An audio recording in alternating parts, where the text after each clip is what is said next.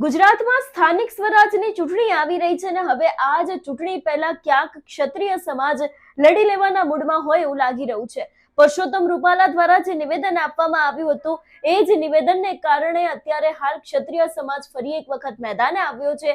એટલું જ નહીં, સ્થાનિક સ્વરાજની ચૂંટણીનો બહિષ્કાર કરવામાં આવે અને અપક્ષમાં ઉમેદવારી નોંધાવવામાં આવે એવી પણ વાત ક્ષત્રિય સમાજના એક મહિલાએ કરી છે. સમગ્ર મામલો શું છે તેની વિગતે વાત કરીએ. નમસ્કાર, હું હંસિની અને તમે જોઈ રહ્યા છો નિર્ભય ન્યૂઝ.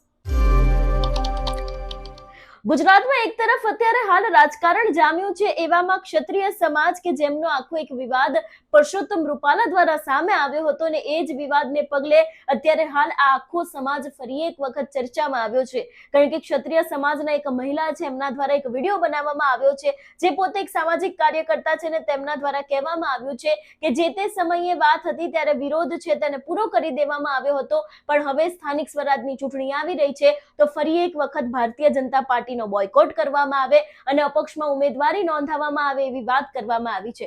વધુમાં આ વિષયને લઈને તે મહિલા દ્વારા શું કહેવામાં આવ્યું છે સાંભળીએ. જય માતાજી, હું ગીતાબા પરમાર, સામાજિક કાર્યકર્તા. યાદ અપાવું આજે 2024ની માર્ચ મહિનો, રૂપાલાનો બફાટ,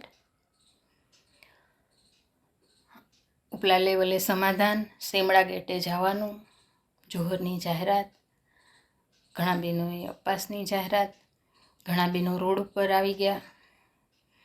રૂપાલાનો બહેનો તરફનો જે બફાટ હતો એના લીધે ક્ષત્રિય સમાજમાં એક જ્વાળામુખી ઉત્પન્ન થયો હતો અને એ જે જ્વાળા હતી એ છેક રાજસ્થાન પહોંચી હતી, બિહાર, યુપી, મધ્યપ્રદેશ, એમપી ત્યાં સુધી પહોંચી હતી. સરકાર બી ગઈ હતી, બીજેપી બી ગઈ હતી. રતનપરમાં મહાસંમેલન યોજાયું હતું. 5 લાખ પબ્લિક ભેગી થઈ હતી, ક્ષત્રિય સમાજના દીકરાઓ, બહેનોની, અને ખૂબ મોટો જ્વાળામુખી ફાટી નીકળ્યો હતો. એમાં ઘણા બહેનો કચ્છમાંથી, જામનગરથી, રાજકોટથી, ભાવનગરથી ઘણા બહેનો રોડ ઉપર પણ આવી ગયા હતા. અમે ખુદ રોડ ઉપર આવી ગયા હતા. પોલીસે મારપીટ પણ કરી હતી, જેલમાં પણ ગયા હતા. કદાચ આ ટાઈમે 2026 કદાચ ક્ષત્રિય સમાજના આગેવાનો આ વાત ભૂલી ગયા લાગે છે. એટલે હું ખાસ યાદ કરાવવા આવી છું. ત્યારે રતનપરમાં મહાસંમેલન યોજાયું હતું ત્યારે ઘણા સામાજિક અગ્રણીઓએ જાહેરાત કરી હતી કે પાર્ટ 1 છે એમાં રૂપાલાનું ફોર્મ પાછું ખેંચવાનું, અને જો એ પાર્ટ 1 પૂરો નહીં થાય તો પાર્ટ 2માં બીજેપીનો બોયકોટ કરવાનો. ને બીજેપીનો બોયકોટ છે એ લાઈફ ટાઈમ છે, જ્યાં સુધી બીજેપી 0 ન થાય ત્યાં સુધી એનો બોયકોટ કરવાનો હતો. જ્યારે પાર્ટ 1 તો સક્સેસ ન ગયો, રૂપાલાએ તો ફોર્મ પણ ભરી દીધું, જીતી પણ ગયો, ત્યારે પાર્ટ 2નો આપણે અમલ કર્યો હતો અને ત્યારે 2024માં પાર્ટ 2ને લઈ અને બીજેપીનો બોયકોટ ચાલુ કર્યું હતું.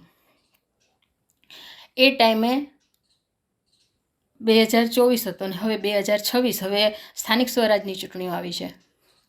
તો સામાજિક આગેવાનોને મારી નમ્ર વિનંતી કે પાર્ટ 2 હવે ક્યારે ચાલુ કરવાનું છે. અમને જ્યારે જોહરની અમે જાહેરાત કરી હતી ત્યારે પણ એ જ બાંયધરી આપવામાં આવી હતી કે તમારે અત્યારે મરવાનું થતું નથી, તમારા બદલે અમે કેસરિયા કરશું.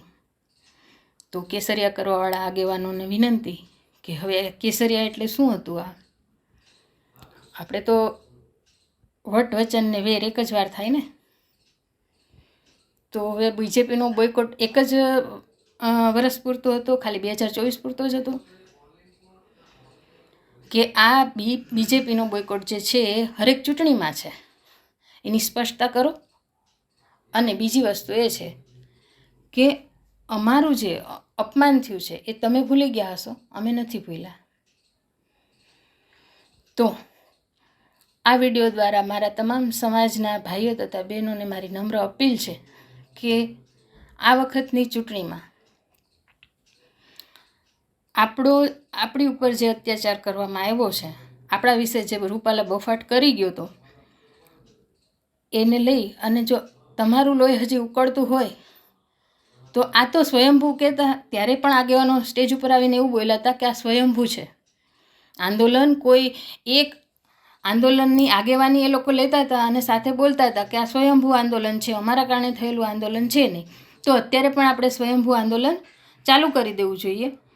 અને બીજેપીનો બોયકોટ તો ખરો જ, પણ હું તો એ ત્યાં સુધી કહું છું કે દરેક ચૂંટણી જ્યાં પણ સ્થાનિક સ્વરાજની ચૂંટણી છે ત્યાં આપણા ભાઈઓ અને બહેનો સ્વતંત્ર ઉમેદવારી નોંધાવે, અપક્ષ ઉમેદવારી નોંધાવે અને ત્યાંથી ચૂંટણી લડે.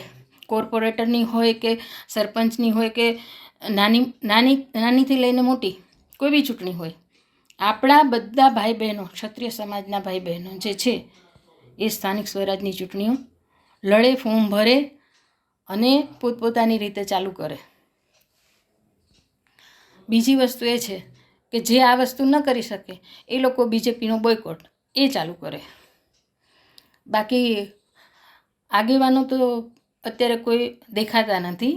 અને જે લોકો દેખાય છે, જે આગેવાન દેખાય છે એને તો એવું કીધું કે જે પક્ષ અમને વધારે માન સન્માન આપશે, અમને જે વધારે ટિકિટો આપશે એના સાથે અમે છીએ. ભાઈ આપણે નથી કોઈ પક્ષની ટિકિટ જોતી કે નથી કોઈ પક્ષ સાથે રહેવું. આપણે આપણું સન્માન જોઈએ છીએ, આપણું સ્વમાન જોઈએ છીએ.